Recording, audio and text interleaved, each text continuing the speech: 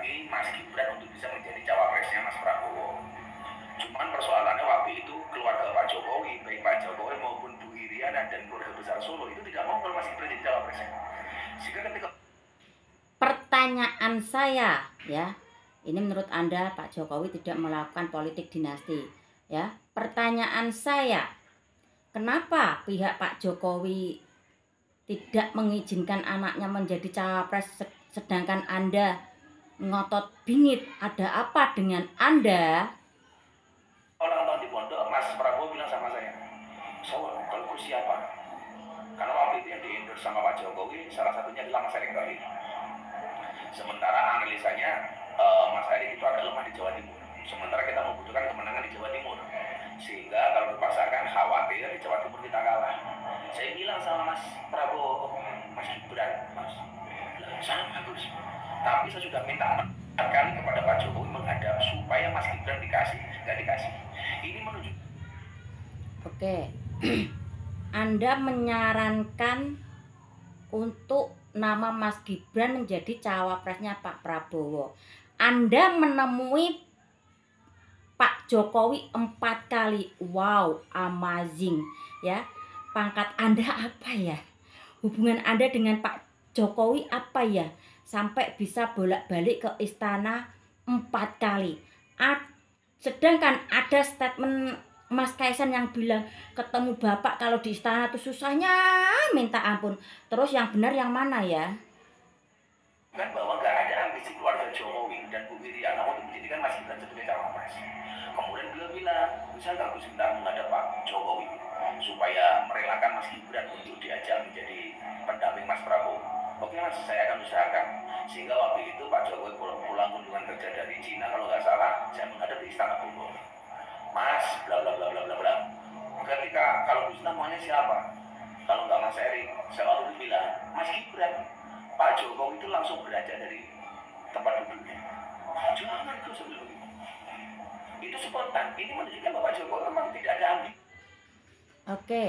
Sedangkan Pak Jokowi yang punya anak saja ya tidak mengizinkan atau melarang ya.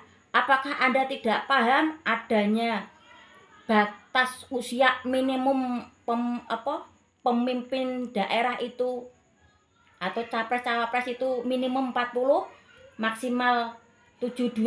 Apakah Anda tidak mengerti itu? Yang penting capres yang didukung menang gitu. Bisa melanggar peraturan yang ada. Menjadikan Mas Gibran. Jika ada yang mengatakan wah ini dinasti, Pak Jokowi harus mewariskan tahtanya untuk anaknya. Enggak. Sambil ngomong ngalor ngidul, Mas Jokowi bilang, Mas Prabowo udah minta sama saya 4 kali. Tapi saya nggak setuju. Apalagi proses MK seperti itu, saya nggak mau kemudian intervensi MK. Kalau itu gimana Pak? Pak Prabowo minta ketemu Bu Iriana, saya juga tidak kasih izin. Sekali lagi ini saya sampaikan apa? Bahwa keluarga Pak Jokowi tidak ada. Berarti menurut pengakuan Anda butuh proses MK. Berarti kan benar adanya tim Anda itu melobi-lobi Mahkamah Konstitusi. Ya, sampai di sini paham? Ini penjelasan ya, yang kenalah suaranya ini siapa ya. Berarti ndablok dong. Orang tuanya nggak mengizinkan, dipaksa ya. Dulu ada Pak Jokowi ngasih warning ya, untuk hari raya pejabat dilarang ke Solo untuk menemui keluarga Pak Jokowi. Tapi apa? Dilanggar. Ada yang datang ke Solo dengan anaknya demi ambisinya menjadi capres.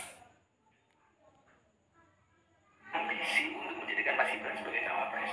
Sehingga apa yang saya sampaikan ini benar-benar bahwa keinginan untuk mencawapreskan Mas Gibran itu dari masyarakat. Ya orang-orang kayak saya. Ya menurut Anda memang dari masyarakat. Tapi prosesnya di atas itu ya, maksudnya melobi MK ya. Sedangkan orang tuanya tidak mengizinkan, tidak merestui, kenapa Anda ngotot dan nyelonong ya. Oke, ini sedikit penjelasan tentang proses Mas Gibran dijadikan cawapresnya Pak Prabowo melalui suara ini tentunya udah paham ya. Tapi saya masih ingat ya, lonte saja tarifnya 250. Kalau kalian dikasih amplop sebesar 25.000, harga diri Anda lebih rendah daripada lonte ya. Iki kemarin tak pegang ngomonganmu Gus ya, sampai aku ki digoblok-gobloki tonggoku ki dapat uang pilpres kemarin ya, udah diterima, sedangkan saya memegang kata-kata Anda biar saya itu tidak dibandingkan dengan lonte gitu Gus. Ternyata malah saya digoblok-goblokin sama tetangga. Kapan lagi? Ini kan cuman pesta demokrasi 5 tahun sekali dapat uang kok ditolak.